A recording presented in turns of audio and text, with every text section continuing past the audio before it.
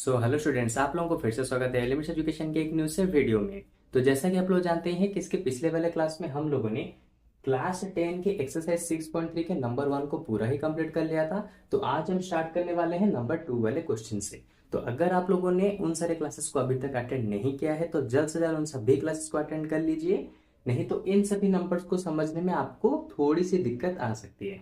Okay, तो देखो number 2 वाले क्वेश्चन में उसने दिया है ट्रायंगल ओडीसी सिमिलर है ट्रायंगल ओबीए के साथ। ओके, फिर उसने दिया है एंगल बीओसी, एंगल बीओसी ये वाला एंगल दिया है 125 डिग्री। फिर एंगल सीडीओ, सीडीओ यानी कि ये वाला एंगल उसने दिया है 70 डिग्री। तो हमें यहाँ पे इन तीनों एंगल्स को यहाँ पे फाइंड आउट करना है, जो कि बहुत इजी है। देखो सबसे पहले डीओसी को कैसे फाइंड आउट करेंगे, डीओसी यानी कि इस बीच वाले एंगल को कैसे फाइंड आउट करेंगे। ठीक है, देखो DOC, DOC angle plus COB angle, COB angle ये दोनों को मिलाएंगे तो हमें 180 डिग्री ही मिलेगा, क्योंकि एक स्ट्रेट लाइन के ऊपर हम इस तरह से अगर ड्रॉ कर दें तो यहाँ पे जितने भी एंगल्स बने तो उन सभी एंगल्स को मिलाते हैं तो हमें 180 डिग्री ही मिलता है।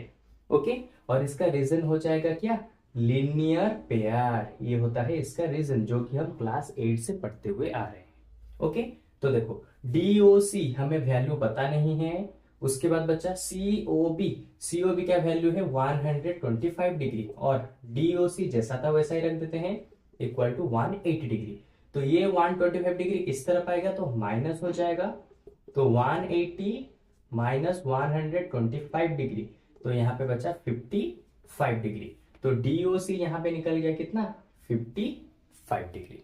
ओके, अच्छा अगर डीओसी हमारा काम यहाँ पे खत्म हो चुका है, ठीक है, अब देखते हैं डीसीओ, डीसीओ।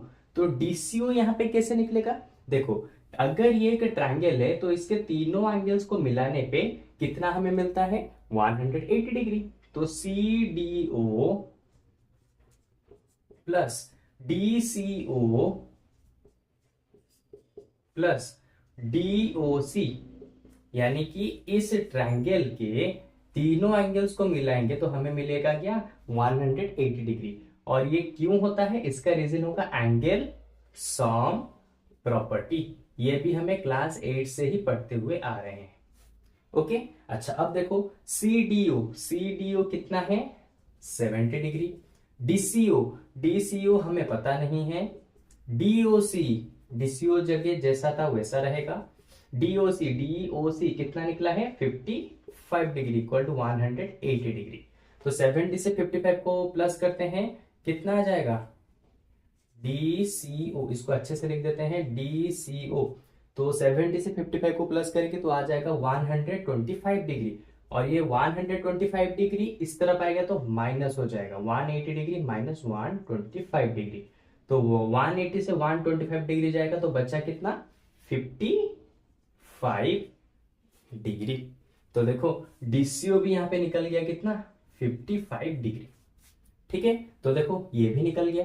अभी उसने पूछा है ओ A B, O A B ये वाला एंगल कितना होगा।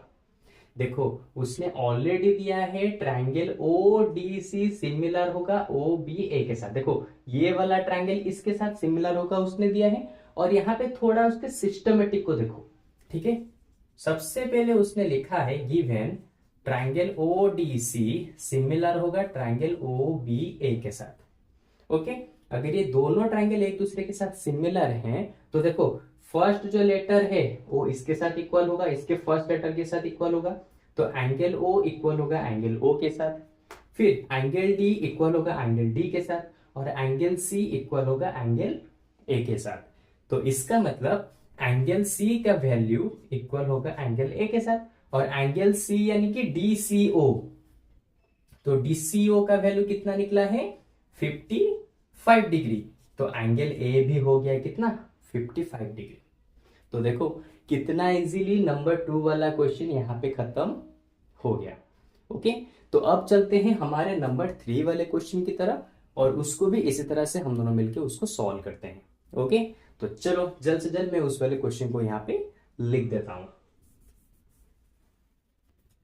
तो देखो नंबर 3 वाले क्वेश्चन में उसने क्या कहा है, diagonal AC and BD of A trapezium ABCD with AP parallel CD intersect each other at point O using a similarity criterion for two triangles so that OA by OC equal to OB by OD। तो इसने कहा है यहाँ पे एक trapezium है, ठीक है, जहां पे AB पैरेलल है CD के साथ और इसके दोनों डायगोनल्स पॉइंट O के ऊपर इंटरसेक्ट करते हैं, ठीक है। तो इसने कहा है यहाँ पे सिमिलरिटी क्राइटेरियन प्रूव करो दो ट्राइंगल्स के लिए जहां पे उसको तुम्हें शो भी करना है कि OA बाई OC इक्वल होगा OB बाई OD के साथ, ठीक है। यानी कि सबसे पहले तुम्हें यहाँ पे दो ट्राइंगल्स को सिमिलर दिखाना पड़ेगा, जिसके बाद तुम उनके साइड को रेशियो में रख के प्रूव कर सकते हो इस वाली चीज को। तो सबसे पहले देखो OA बाई OC कहां पे दिखाई दे रहा है, OA OC और OB OD, देखो OB OD यानी कि इस ट्रायंगल को अगर हम सिमिलर दिखा देते हैं तो हमारा काम हो जाएगा, ठीक है। तो सबसे पहले देखो इन दोनों ट्रायंगल्स में, ठीक है, in triangle ABO and triangle DOC, एक मिनट, AOB एंड उसके बाद आ जाएगा COD, ठीक है। इन दोनों ट्रायंगल्स में देखो सबसे पहले एंगल AOB इक्वल होगा एंगल COD के साथ, एंगल COD के साथ इक्वल होगा, क्यों, वर्टिकली ऑपोजिट एंगल, ये होगा इसका रीजन, ठीक है। उसके बाद देखो अरे सिमिलर चीज दिखाने के लिए हमें कोई भी तीन चीजें चाहिए, ठीक है। तो मैं क्या करता हूं, पहला चीज हमें मिल गया, दूसरा वाला चीज देखो, अगर AB पैरेलल है CD के साथ, अच्छे से देखो ये क्लास 9 का मतलब कि कॉन्सेप्ट है, अगर AB पैरेलल है CD के साथ, देखो AB पैरेलल है किसके साथ, CD के साथ, और यहाँ पे इस तरह का एक लाइन गया है तो ये हो गया एक ट्रांसवर्सल लाइन, और जहां पर भी दोनों पैरेलल लाइंस के बीच में एक ट्रांसवर्सल लाइन जाता है वहां पे ये दोनों एंगल एक दूसरे के साथ इक्वल होते हैं, क्योंकि इन दोनों एंगल्स को कहा जाता है अल्टरनेट इंटीरियर एंगल्स।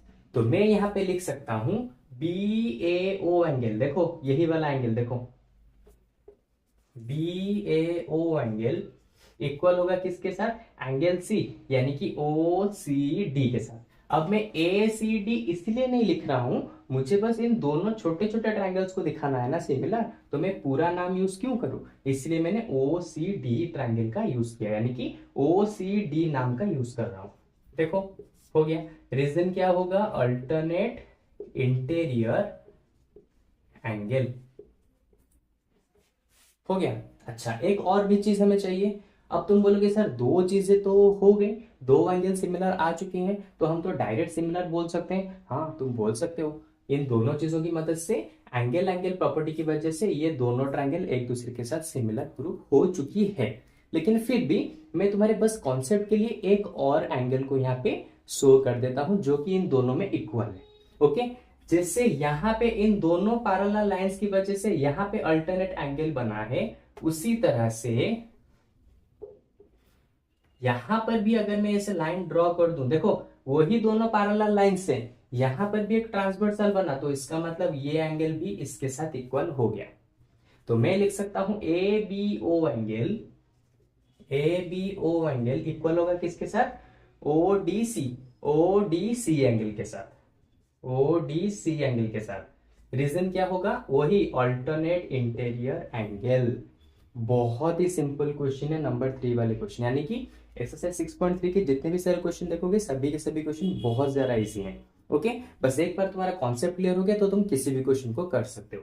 तो देखो तीनों चीजें यहाँ पे हमें मिल चुकी है, तो अब मैं लिख सकता हूं ट्रायंगल AOB, ठीक है, सिमिलर होगा किसके साथ, ट्रायंगल किसके साथ हो गया, सबसे पहले A किसके साथ इक्वल हुआ है, देखो A इक्वल हुआ है C के साथ, तो मैं लिख देता हूं C। O एंगल इक्वल हुआ है O एंगल के साथ, उसके बाद रहेगा O। B एंगल इक्वल हुआ है D एंगल के साथ, उसके बाद रहेगा D। तुम्हें यहाँ पे सिमिलर प्रूव करने के बाद नाम जो लिखना है वहां पर भी तुम्हें थोड़ा सा ध्यान देना है, सिस्टमेटिकली नाम रहना चाहिए। और इस चीज को मैं हमारे इंट्रोडक्शन क्लास में अच्छे से समझा चुका हूं कि किसी भी ट्रायंगल को नाम लिखते टाइम कैसे तुम लिखोगे, क्योंकि अगर इसको गलत लिखा तो बाकी अब जो करोगे वो भी गलत हो जाएगा। ओके, इसीलिए मैं बार बार कहता हूँ हमारे इंट्रोडक्शन वाले क्लास को जरूर से अटेंड कर लो, नहीं तो इन सभी को समझने में आपको थोड़ी सी दिक्कत आएगी। ओके, अच्छा देखो ये तो हो गया, किसकी वजह से हुआ, एंगल एंगल एंगल रूल की वजह से ये दोनों ट्रायंगल यहाँ पे सिमिलर प्रूव हो चुके हैं। अच्छा, उसने दिया था यूजिंग सिमिलरिटी क्राइटेरियन, देखो यूजिंग सिमिलरिटी क्राइटेरियन हमने दिखा दिया। उसके बाद हमें ये प्रूव करना है, तो कैसे प्रूव करेंगे, देखो अगर ये ट्रायंगल इसके साथ सिमिलर है तो इस ट्रायंगल के इन दोनों ट्रायंगल के रेशियो एक दूसरे के साथ इक्वल होंगे। ओके, तो कैसे इक्वल होंगे, देखो ओ ए, फिर वही बीच में से इस साइड को लेता हूं ओ सी, हो गया। किसके साथ इक्वल होगा, हमें क्या चाहिए, ओ बी चाहिए ना, तो मैं कैसे रखूंगा, ओ बी रख दिया। फिर इस वाले ट्रायंगल में देखो ओ डी, देखा सिस्टमेटिकली चाहिए, इधर उधर से लिखोगे तो नहीं होगा, आंसर गलत हो जाएगा। ओके, मार्क्स नहीं मिलेंगे, इसलिए सिस्टमेटिकली तुम्हें याद होना चाहिए।